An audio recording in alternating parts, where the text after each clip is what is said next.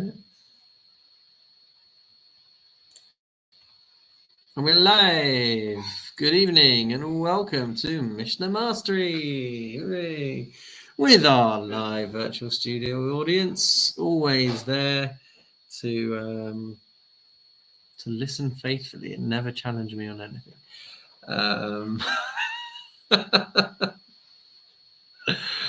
To the millions watching on YouTube, welcome one and all as we dive into chapters 7 and 8 of Masechet Bava Kamma, please God. So are you ready? We'll get ourselves up on the screen over here. No, we won't. Now we will get ourselves up on the screen. Can everyone see that? Fantastic. So we start with chapter 7. And we're going to be moving away a little bit from just talking about property, but we're also going to start talking about people as well, because believe it or not, but it is possible to damage and injure and wound people. So it's very interesting. There is a concept of payment or compensation known as tashlume kefel, which is a double payment. So if you steal something, then you have to pay back twice the value of the item that you stole. When it comes to ox and sheep, or oxen and sheepen, then there's also a payment of arba'a v'chamisha, 4 times the value of an ox, 5 times the value of a sheep. But in order to be liable for those additional compensations, you would have to steal the ox or the sheep, and then you'd have to either sell it or kill it. Whereas just in order to pay kefel, just to pay double, you just have to steal it. But also, in order to be liable for the payment of 4 times the amount or 5 times the amount, you have to also be chayav for the double payment, for the kefel. So with that in mind, let's take a little look at Perek Zayin, Mishnah Aleph. Meruba midas tashlume kefel mimidas tashlume arba'a v'chamisha. The principle of double payment, or cases that would involve double payment, are more than the number of cases where the person could incur a 4-fold or 5-fold payment. Shemidas tashlume kefel noheges bein bedavar sheyesh bo ruach chaim uvein bedavar she'ein bo ruach chaim. The payment of kefel, of double the amount, is going to apply for any item which is stolen, whether it is living or not, or inanimate. Umidas tashlume arba v'chamisha eina noheges ela b'shor v'aseh bilvad. And the payment of 4-fold or 5-fold only applies in the cases of stolen oxen or sheepen. Shneimar, as it says in the pasuk in Shemos, chapter 21, verse 37.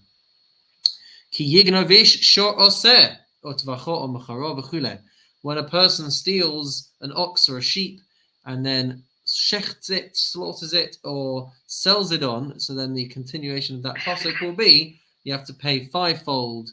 Oh, that's interesting. I got it wrong. 5-fold for an ox and 4-fold for a sheep. Continues the Mishnah.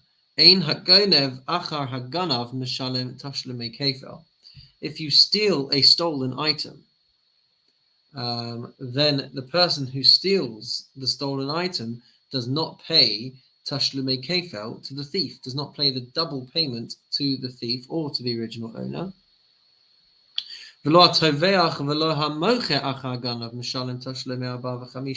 And similarly, someone who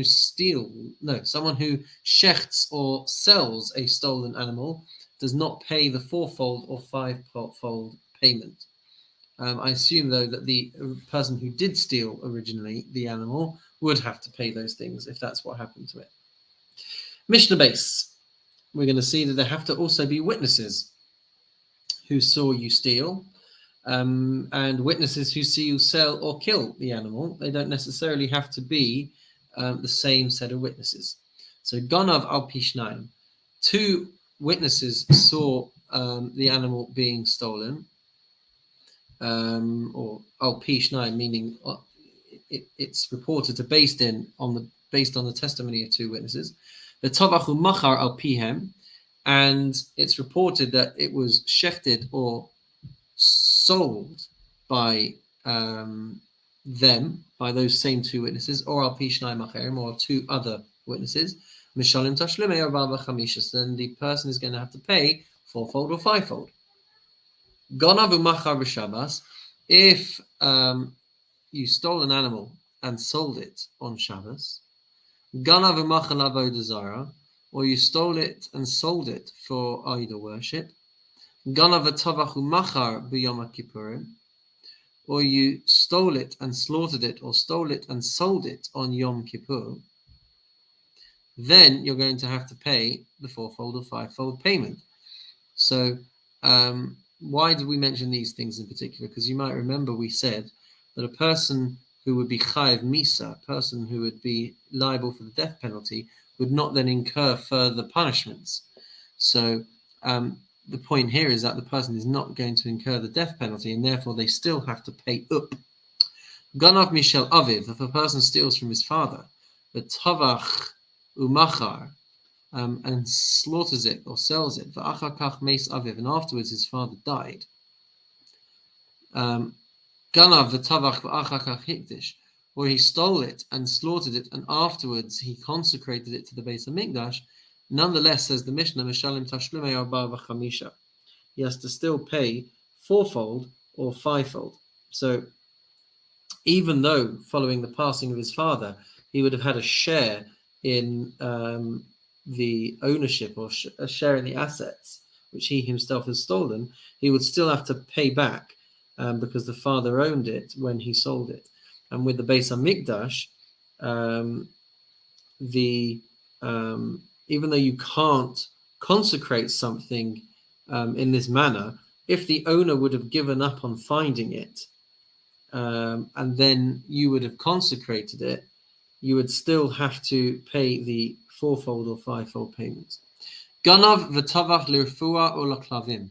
If a person stole an animal and slaughtered it, but you did so for medicinal purposes or to be able to feed some dogs, hashochet v'nimtza terefa. Likewise, a thief who slaughters the animal, but it's found to be treif, and so he can't eat it. Hashochet chulin ba'azara, or a thief who slaughters a non-sacred animal in the Beis HaMikdash, in the confines of the Beis HaMikdash.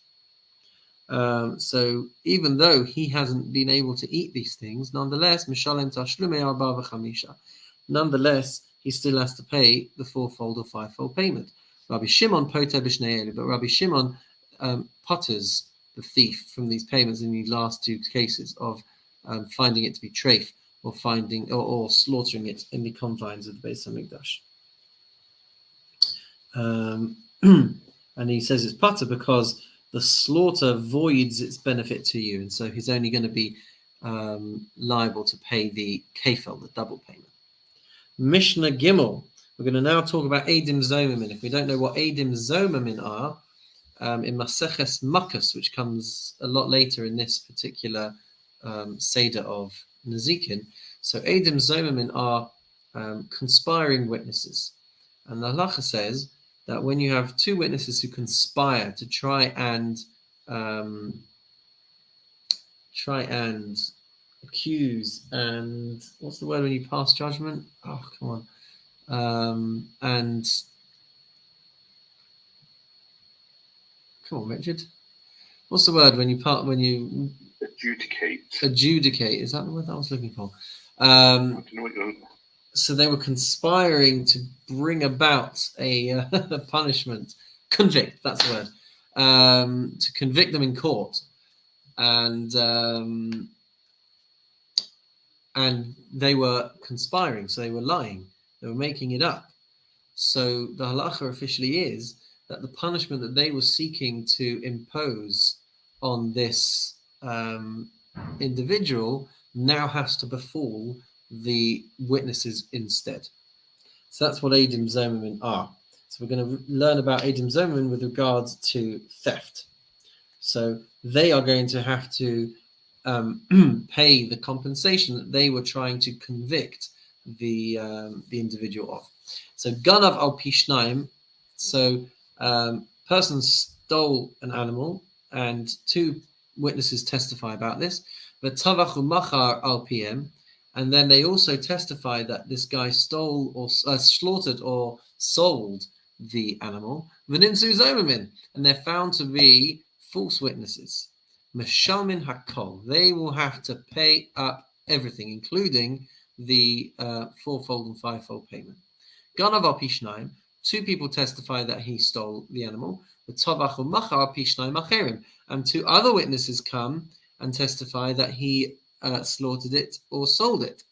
Elu va'elu nimtzu zem, and if both of these sets of witnesses are found to be false, harishon mishal min tashlumei kefel, so then the first set are going to pay the double fee, because that was what this person would have been liable to pay had he been convicted. Va'acharonim mishal min tashlumei shlosha, and the latter set are going to have to pay 3 times the amount, because it's kefel plus 3, but they're not paying the kefel because they're what their testimony was causing liability for was the additional payment. So that's why they're going to have to pay only 3. Nimsu acharonim zomin, if the latter set were found to be false. So he did steal it, but he didn't sell or slaughter it in the way that these witnesses testified about. So who mishalem tashlumi kefel? So he is going to, the defendant is going to have to pay kefel. V'hein mishalmin tashlumi shlosha, and these false witnesses are going to have to pay 3 or threefold, which is the difference between what they're trying to convict him of. By the way, it would be 3 for an ox, but 2 for a sheep. Echad min ha'acharomin zomin, if one of the latter set were found to be false, so batla edus shnia, so then the second testimony about slaughtering and selling is going to be nullified and cancelled.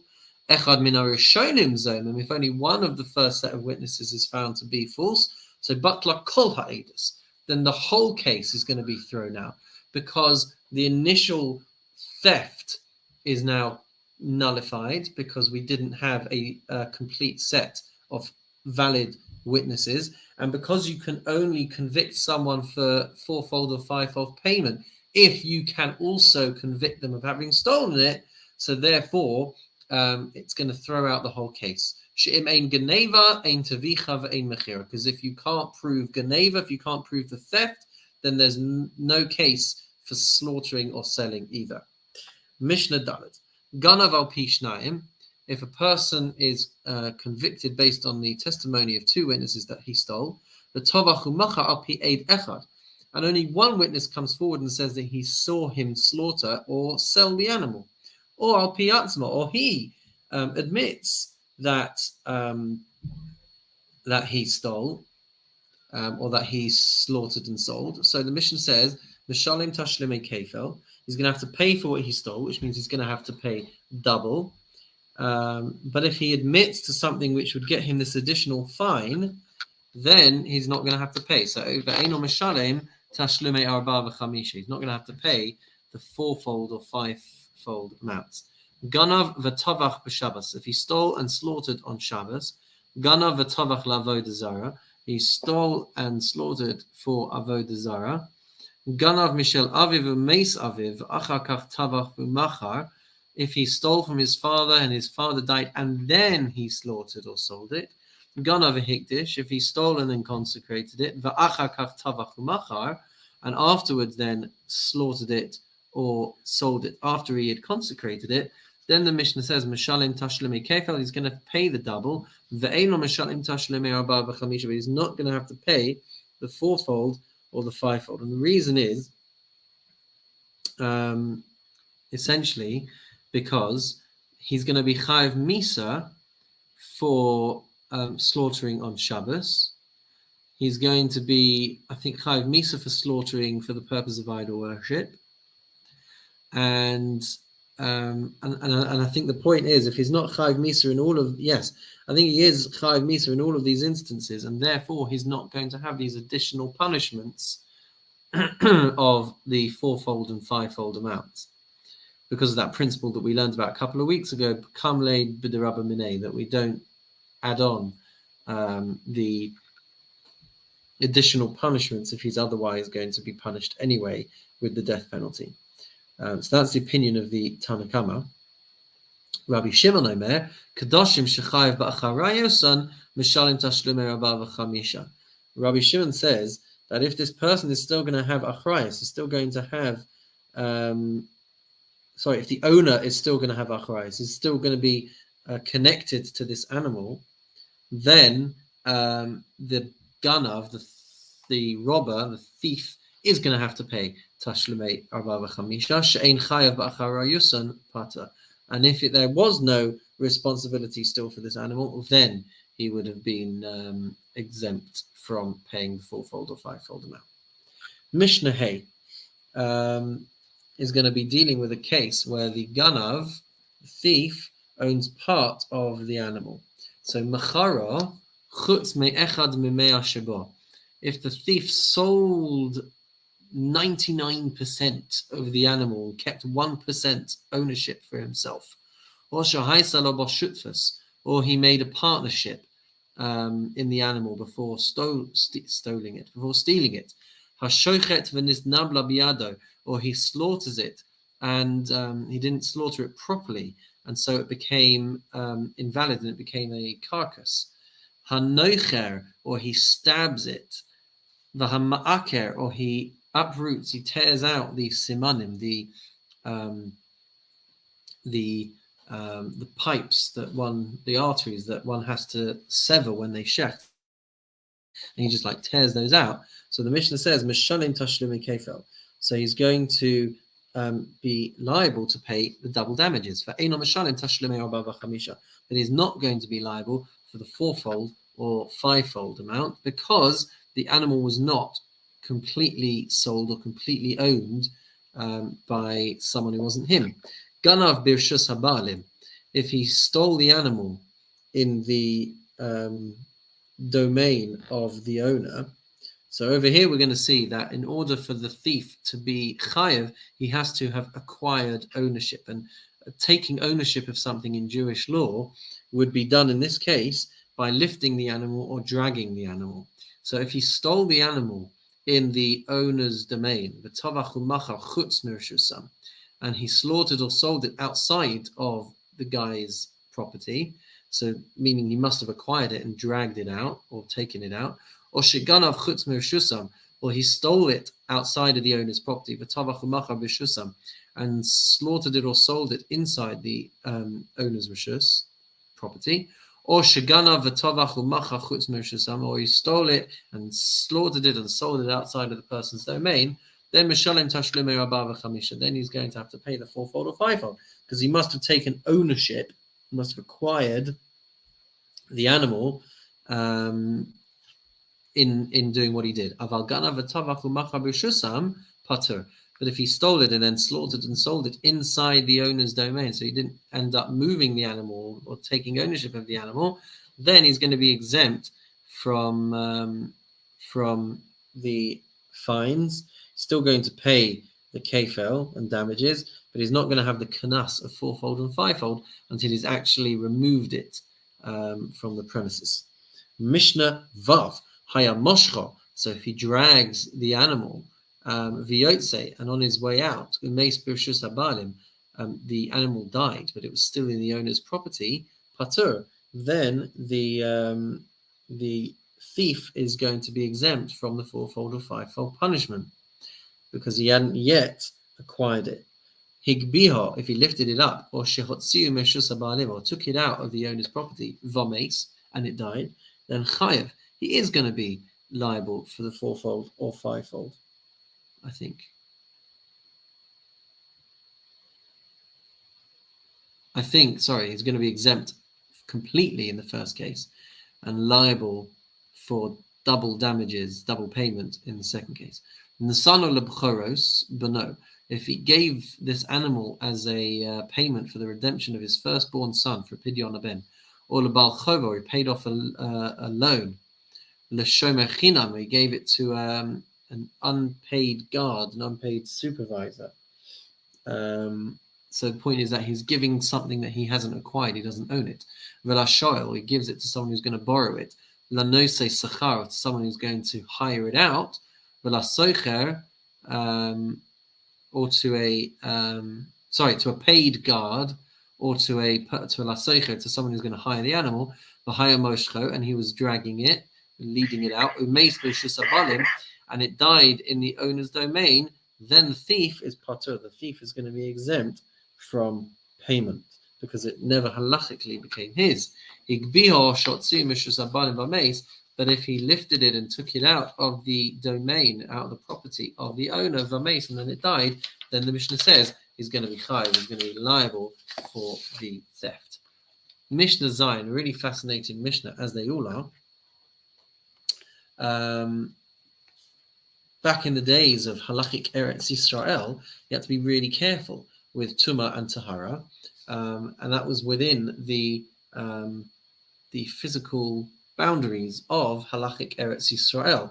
There was another place called Surya, which was annexed as part of the conquering of Eretz Yisrael, and that only had the sanctity of Eretz Yisrael midrabanan. It had a rabbinic application of the sanctity of Eretz Yisrael, but that plays out in the following way.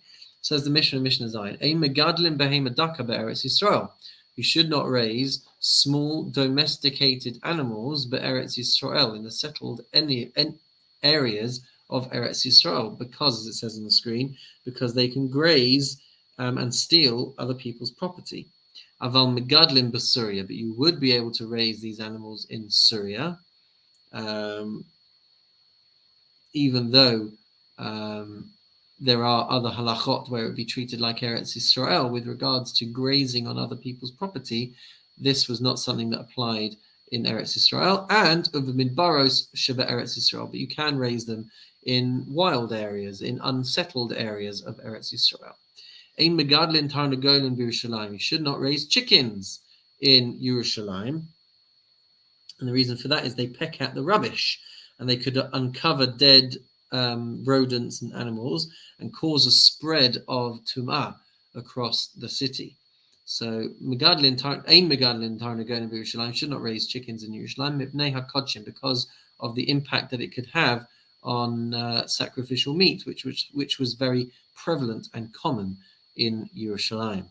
V'lo kohanim be'Eretz Yisrael mipnei hataharos, and kohanim shouldn't raise chickens anywhere in Eretz Yisrael because they have to be careful with taharot, of staying pure. They eat teruma, and so they have to be careful that nothing gets contaminated on their property. Ein megadlin chazirim b'chol makom. You can't raise pigs anywhere in Eretz Yisrael. Blanket prohibition. Lo yigadel adam es hakelev. Wow, this is amazing. A person should not raise dogs. The reason I've got written down here is because dogs bark, and that can cause pregnant women to miscarry because of the shock. So, unless it's tied up with chains and properly looked after.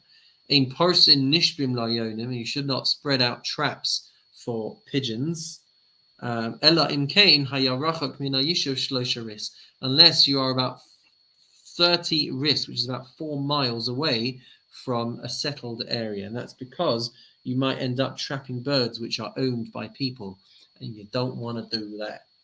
Mazel tov, everybody, on completing chapter 7, and we dive therefore into chapter 8, a very famous Mishnah which talks about the damages that you can inflict on another person and what you have to pay for. We're going to see that there are 5 categories in the consideration for how much you could end up having to pay an individual that you have wounded or injured, or maybe not.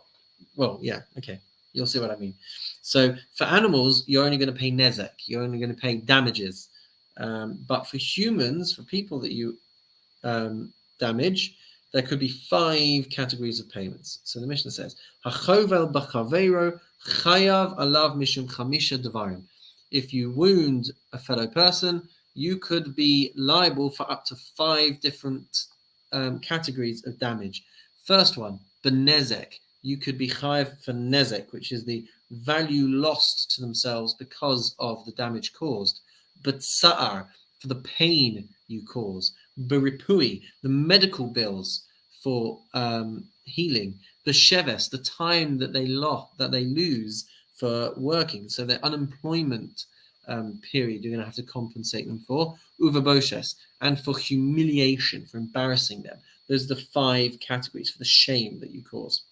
So, benezek ketzad, how do we ascertain, how do we assess how much you're going to owe for causing damage? So the Mishnah says, Sima es eino, if you were to blind a person's eye, kata es yado, cut off his hand, shiber es raglo, break his leg. So roin oso ki'ilu hu eved. So here's how we're going to ascertain and assess how much you owe. We're going to consider this person as if they were a slave, a servant, nimka bashuk, being sold in the marketplace. The shamin kamma haya yafe, the kamma hu yafe. And we're going to evaluate and appraise how much you would have been worth before the injury and how much you would now be worth if you were being sold in the marketplace after the injury. So what your loss of value is going to be based on the value of a person being sold as a slave in the market. Tsa'ar, how are we going to value and appraise the cost of tsa'ar, the cost of the pain? So the Mishnah says, kavau b'shpud, if a person got burnt with a skewer, or b'masmer, or got hit with a hot nail, got hit with it, va'afilo ad siparno, even if it was a wound on his fingernail. So makom she'ino asachabura, if there was no bruise, if there was no visible wound that would affect the value of this person in the marketplace, then omdim kama adam kayotze bazer rotze litol lios mitzdaikach. Then we're going to evaluate how much a person would be willing to accept as payment to have this level of pain inflicted on them.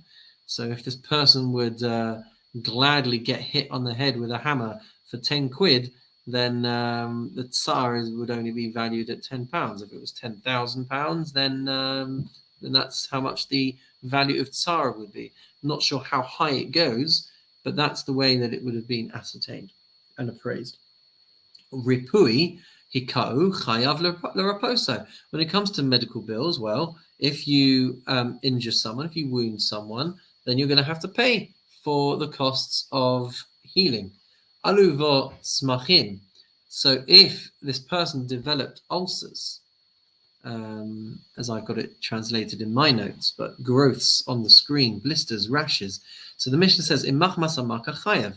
So if they appear because of the original injury, then you're going to have to pay for the treatment of those as well. Shalom machmas amaka pata. But if it was not directly caused by the wound that you inflicted, then you would be exempt from having to pay. Chaya savanistera. If the wound healed and then opened up again, chaya savanistera, and this happened again, it healed again and opened again, chayav l'raposo. If it's because of that original injury, then you are going to have to pay for those medical costs. Chaysa kol tzark, if it completely healed and then there was some kind of subsequent medical cost, eino chayav l'raposo. So you're not going to have to pay for those. Sheves, how do we value the loss of earnings?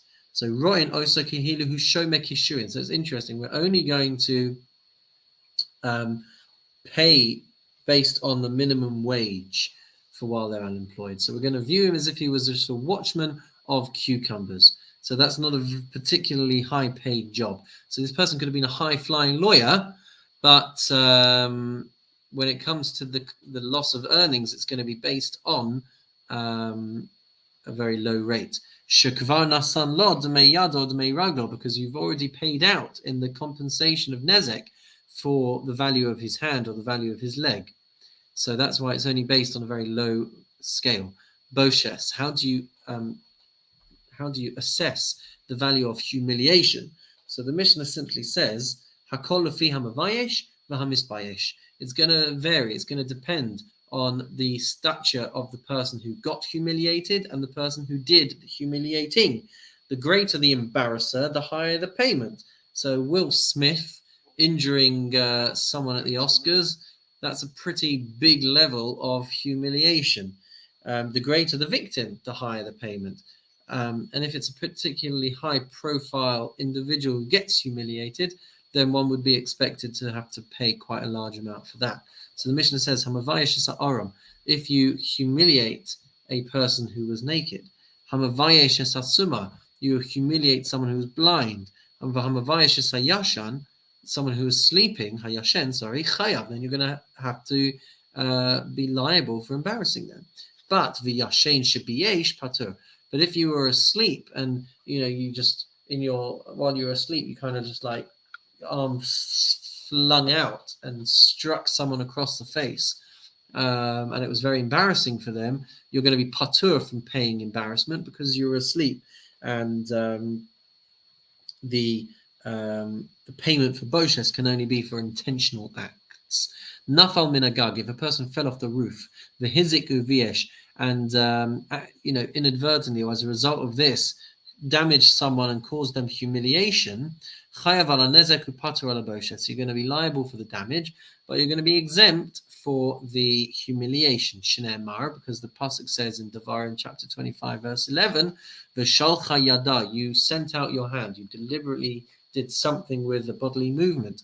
V'hechazika b'mavushav, and you damaged or you took hold of their private parts. That's the example that it's bringing as to something that you've done which causes great humiliation. So the Mishnah therefore learns out, you can only be liable for embarrassment if there was an element of intent and conscious action. Mishnah base. So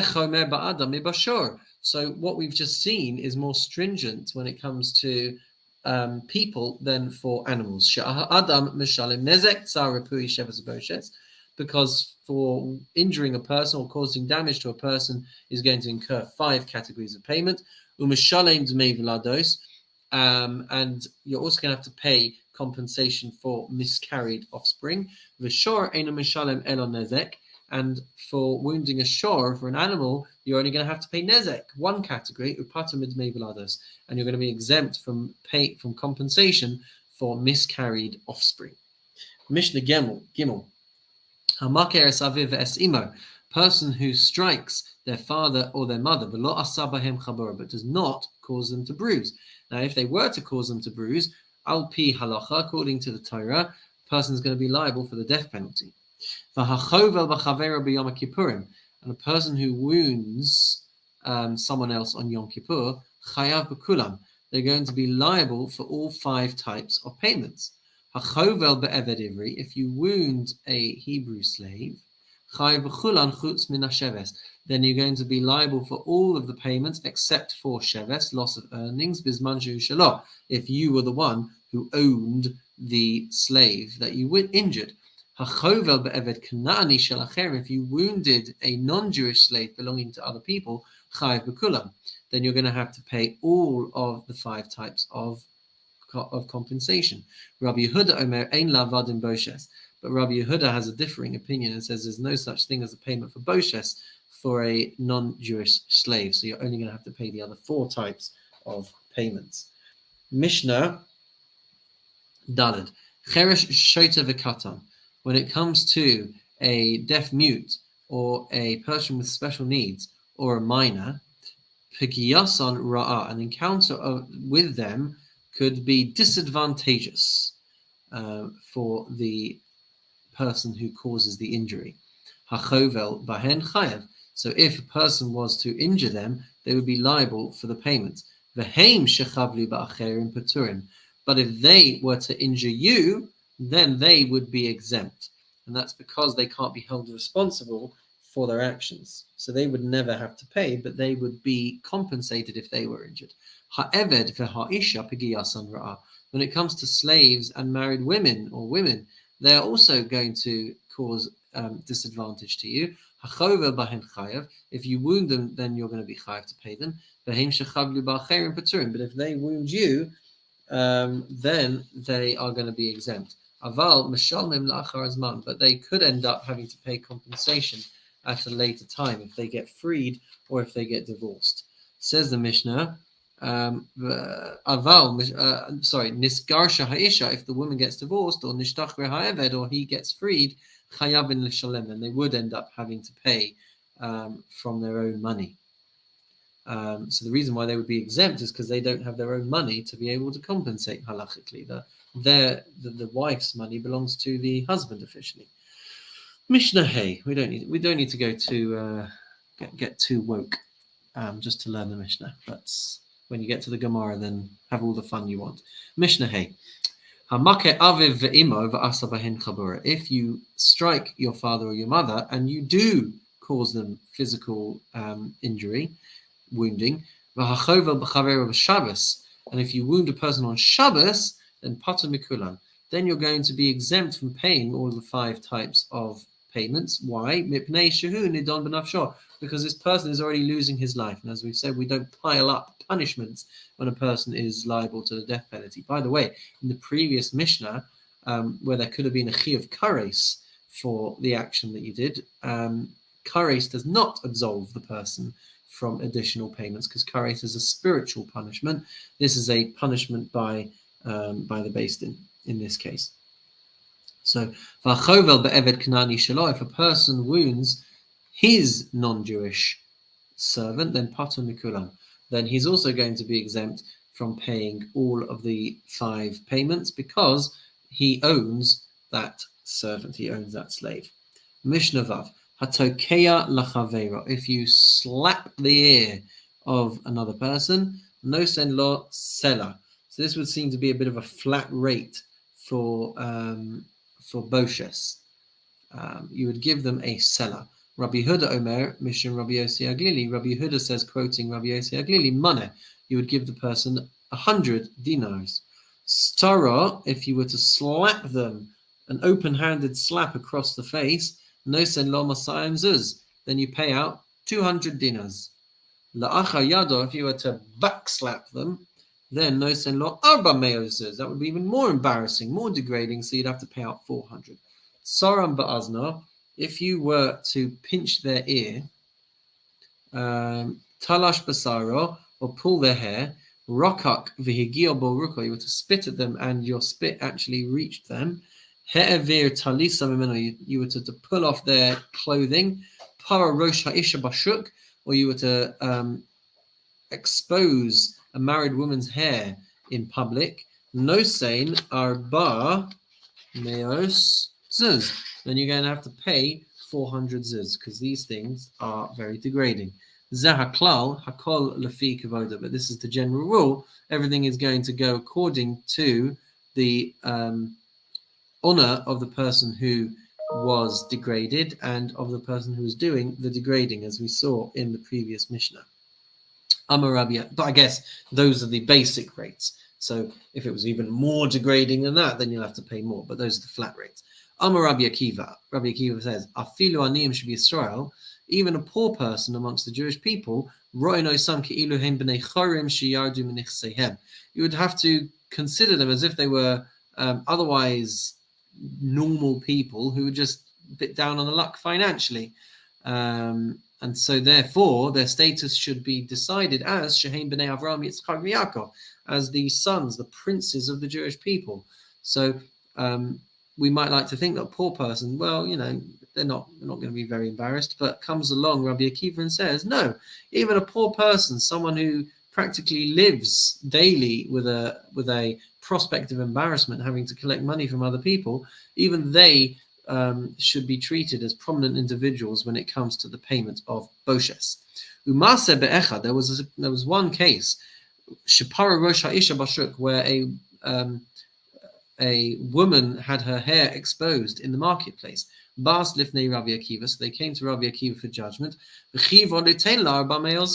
he said, no, you owe this woman 400 zuz. You've embarrassed her. You have to pay her 400 zuz. Amalor. So the guy says, Rabbi, Tenizman, give me a minute over here, Rabbi. But Nasan Lozman, so he gave him a bit of time. And Shamara Omedes al Pesach Chatzera v'Shava Esakad b'faneha. And they noticed that while she was standing in her courtyard, so they were standing at the entrance of her courtyard, v'shavar es hakad befaneha, and they broke a jug in front of her, uvoke is a shemen, and there was an issa's worth of oil, which isn't a particularly large amount, and there was some oil inside this jug that was going to waste. What did she do? Gilsa es rosha. She immediately uncovered her hair, and she immediately started to soak up the oil and try to make use of whatever oil she could possibly make use of. So the point that he was trying to draw out was like, come on, I know this woman. She doesn't care if she has her hair uncovered in public. Why should I be having to pay her 400 zuz? So Hemid aleha edim. So there were witnesses who watched this. Uvalifnei Rabbi Akiva, and they came before Rabbi Akiva, Amalo Rabbi, and they said to him, and the guy, the defendant, said to Rabbi, Lazani nosen abame zuz, to this kind of woman, you want me to pay out 400 zuz? That's a huge amount of money, and she clearly didn't get embarrassed. Amalo lo amart klum. You've not said anything, says Rabbi Akiva. Hachovel ba'atzmo. Oh, so that's the end of the case. So he says you haven't said anything. This is not a good enough proof. Fact of the matter is, al pi halacha, it's a degrading thing for a woman to have her hair uncovered in public, and therefore you pay the full amount, irrelevant of whether they actually feel that embarrassment or not. Says the Mishnah, chova ba'atzma, one who injures himself, afal pisha in rashai, even though you're not allowed to, patur, you're going to be exempt from any sort of penalty. But if others cause you injury, then they are going to be liable to pay you. And the person who destroys his own property, even though you're not allowed to do so, patur, you're going to be patur from having to pay. 1 second. Yeah. But if others were to damage your property, then chayavim, they are going to be liable to do so. Mishnah Zion. Af al pi shehu nosein lo. Even though, even though the defendant is going to have to give the payments that he owes to the victim, all is not finished. You are not going to be forgiven by the individual until you request forgiveness from that person. So the fact that you've had to pay up, even if it was thousands, even if it was millions of pounds, that doesn't mean that you have gained forgiveness from this individual in the eyes of Hashem until you actually go and ask for it. Shneema, as it says in Bereshis chapter 20, verse 7, in the context of Avimelech taking Sarah, where God punishes him, and so he gives Avraham presents and returns Sarah to Avraham, he still had to request forgiveness from Avraham. So Va'ata Hashev Eshes V'gomer, as the verse talks about restoring the wife to Avraham, he still nonetheless had to request forgiveness. And from where is it derived that if the victim doesn't forgive him, then he's going to be labeled as a cruel person?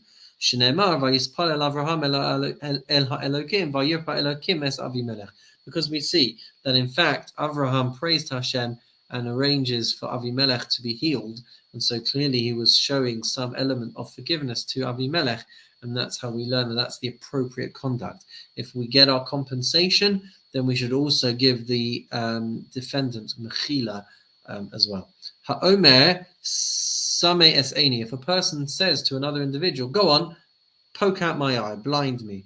Katai siyati, cut off my hand. Shavayis ragli, break my leg. Chayav." Then the one who does this to you, even though you seem to have given permission, they're still going to be liable to pay the damages. Al manas liftar chayav. If you said these things and you said it's on the condition that you're going to be a putter, you're going to be exempt, you're not going to have to pay me a penny. Nonetheless, halacha is going to mandate that that you're going to have to pay. And the reason is because people aren't really seriously going to bring about that kind of injury. Even if they say it, even if they are feeling like they want it to happen, the person isn't really going to be so serious about this. Richard, do you have your hand up? Yeah, I was just going to say there were times, particularly when there was forced conscription, that people did subject themselves to physical injury just to avoid being conscripted, particularly into the Tsar's army. Yeah, So, I'm familiar. I wonder what the halacha would be. Based on this, they would have to pay up. Kra eskasusi, if a person said, tear my clothing, shvaris kadi, or break my vessels, then the Mishnah says, chayav, the person's going to have to pay up. Almanas liftor, but when it comes to damage of property, if you said it and you said, don't worry, you won't have to pay me a penny, I want you to smash this up, then the Mishnah says for property, patur, the person's going to be exempt. And that's because people would be willing to forego these kind of losses. Says the Mishnah, Asakain ish ploni, go and do this to somebody else. Almanas liftor, even if you say it's on the condition that you won't have to pay anything, then chayav, then you're going to have to pay up. Bein begufa, bein b'mamono. Whether it was an instruction to wound the person or an instruction to damage their property, you're always going to have to pay up, because there's no way that you can instruct another person to do an avera against a third party. And so therefore the Mishnah says chayav in all cases. And with that, ladies and gentlemen, we say mazel tov on completing chapter 8. And that's all we've got time for this week. Please God, next week, assuming we are able to learn together, we will finish Maseches Bava Kamma, which is very, very exciting. Meantime, I wish you all a wonderful and meaningful night.